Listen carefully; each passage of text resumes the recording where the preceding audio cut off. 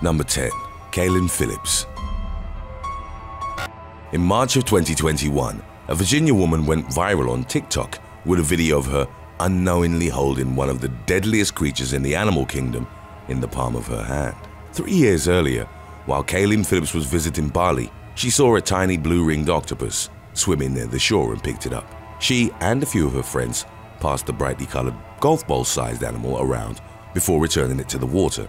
None of them knew that it has enough venom to kill 26 adult humans within minutes. Bites usually go undetected until paralysis begins to set in from its highly potent neurotoxic venom, for which there's no antidote. That day, Phillips had played with it and a second blue-ringed octopus for roughly 20 minutes and had tried to feed them oranges. It was only after she'd uploaded the video to Instagram that Phillips understood the danger she'd averted. 3 hours later, she called her dad crying.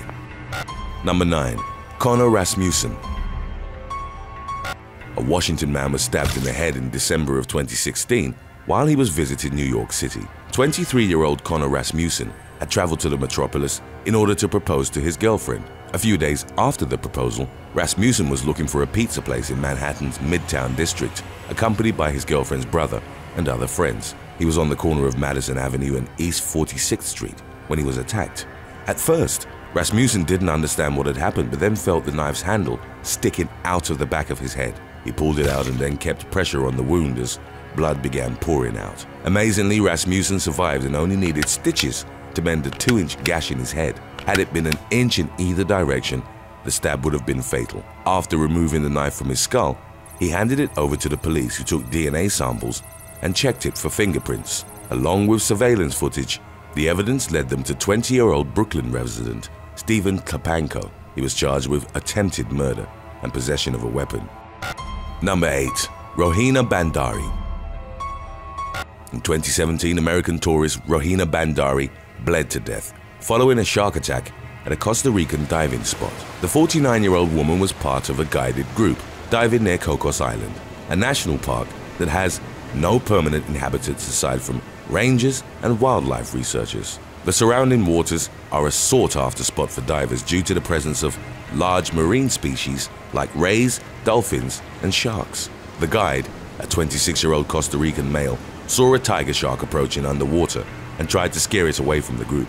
However, as they surfaced, the predator tore into Bandari's legs, inflicting fatal injuries. The guide was also hurt in his lower body but was stabilized after being rushed to a local hospital. Bandari worked as a private equity director in New York City, and her passing shocked the Wall Street community.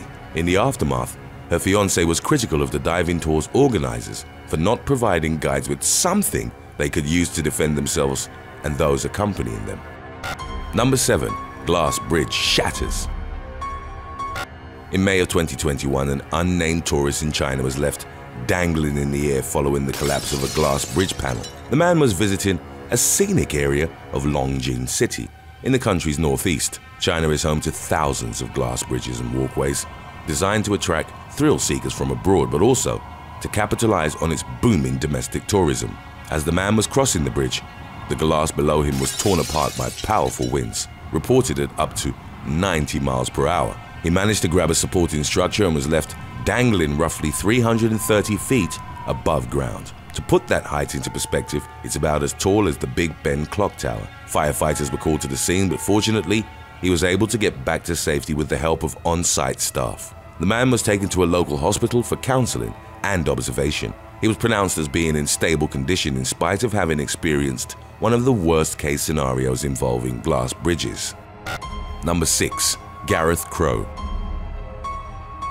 In February of 2016, a Scottish tourist was killed during an elephant trek on Koh Samui Island in Thailand. 36-year-old Gareth Crowe was on the back of an elephant named Golf with his stepdaughter, 16-year-old Eiley Hughes. According to witnesses, Mahout Solwyn Tun had had trouble controlling Golf and had struck the animal in the head with an iron spike.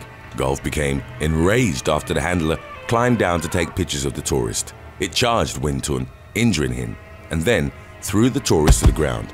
Within moments, it proceeded to trample Crowe and stab him with its tusks. He died at the scene, while Hughes was taken to the hospital with injuries that weren't critical. In the aftermath, Win Tun was arrested and charged for failing to control the elephant. The man defended himself by saying that Crow had aggravated Golf by offering and then withdrawing bananas, something which Hughes denied had happened. The incident reignited debates regarding the safety of elephant tourism, both for customers but also for the animals involved, which are often mistreated. Number 5. Mustafa Abu Tomeh. In 2019, a 22-year-old man identified as Mustafa Abu Tomeh attacked a group of tourists at the Jerash archaeological site in Jordan. Armed with a knife, Abu Tomeh frantically charged the group, slashing and stabbing them. Of the tourists who'd been injured, 3 hailed from Mexico and a 4th was visiting from Switzerland. The Jordanian nationals that counted themselves among Abu Tomeh's victims were a tourist guide, a bus driver, and 2 security officers who were stabbed while attempting to restrain him. All 8 of the victims survived without life-threatening injuries, but a few did require hospitalization. According to local authorities, Abu Tomeh lived in a poor Palestinian refugee camp and wasn't associated with any armed groups. In early 2021, he was sentenced to death by hanging. Number 4. Patrick Braxton Andrew.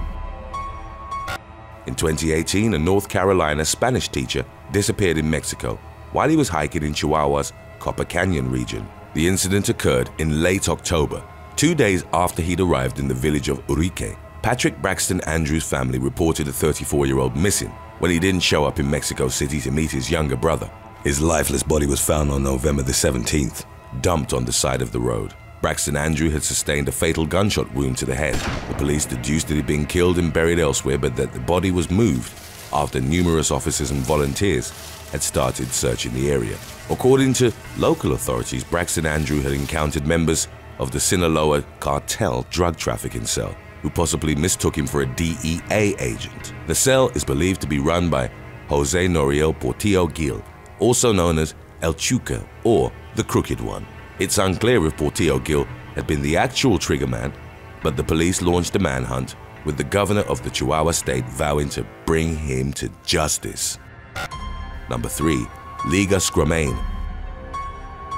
33-year-old Liga Scramain was a Latvian-born Dublin resident who, in 2018, was brutally murdered during a trip to India. She'd arrived in Kerala in February, accompanied by her sister.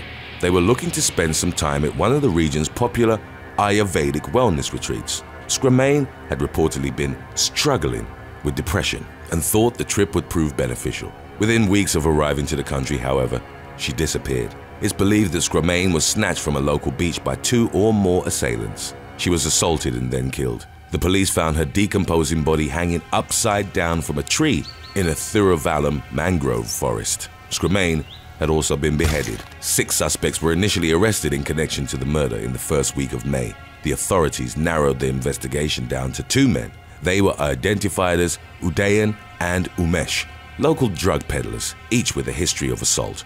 However, according to subsequent updates on the case, they'd been released on bail, pending a trial. Scramain's partner arrived in Kerala to face them, but was shocked to find the men weren't in custody. He has been critical of the local legal system for allowing 2 suspects, previously convicted of assault, to walk the streets.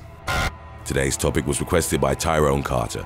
If you have any other topics you'd like to learn about, subscribe and let us know in the comments section below. Number 2. Gloria Miller. In 2018, an American tourist was stung to death by wasps at the Bwindi Impenetrable National Park in Uganda. 65-year-old Gloria Miller and her husband Gary were on a trip of a lifetime, as part of a bucket list wish to visit all 7 continents. Africa was the 6th. The couple was on a guided trek tracking gorillas through hilly terrain. Gary believed that one of the apes had brought down a wasp nest or broken a tree on which the nest had rested. Within moments, the group was swarmed by hundreds of wasps. Gloria, who was at the front taking pictures, was the first to get stung. Several others, including Gary, were also attacked, with at least 4 requiring hospitalization. Gloria went into anaphylactic shock, and even though the guide used an EpiPen on her, she died at the scene. Number 1. Wakari Eruption. On December the 9th of 2019, a stratovolcano erupted on New Zealand's Wakari Island as it was being visited by 47 people. A release of steam and volcanic gases caused an explosion which sent rock and ash flying into the air, with the plume rising 12,000 feet. Most tourists had been wearing shorts and t-shirts for the day, which offered little protection against the hellish landscape. Consequently, the scorching heat ravaged their bodies. 22 people, including American, Australian, and German nationals, suffered fatal burns. Some perished on the island. A few were declared missing and presumed dead, while others succumbed to their injuries in hospitals. The vast majority of survivors were seriously or critically injured. Boats and helicopters were dispatched to Wakari in a perilous rescue and retrieval effort. The bodies of those who died on the island had been damaged so severely that identification required forensic dentists, a fingerprint officer, a pathologist, and extensive profiling. In the aftermath, WorkSafe New Zealand charged multiple tour operators, government, and scientific agencies for failing to ensure the safety of visitors and workers that travel to the island. There were also a number of civil lawsuits initiated by the victims' families. Thanks for watching. Would you go on an all-expense-paid trip to an exotic location, knowing you'd have to share the holiday package with your ex? Let us know in the comments section below.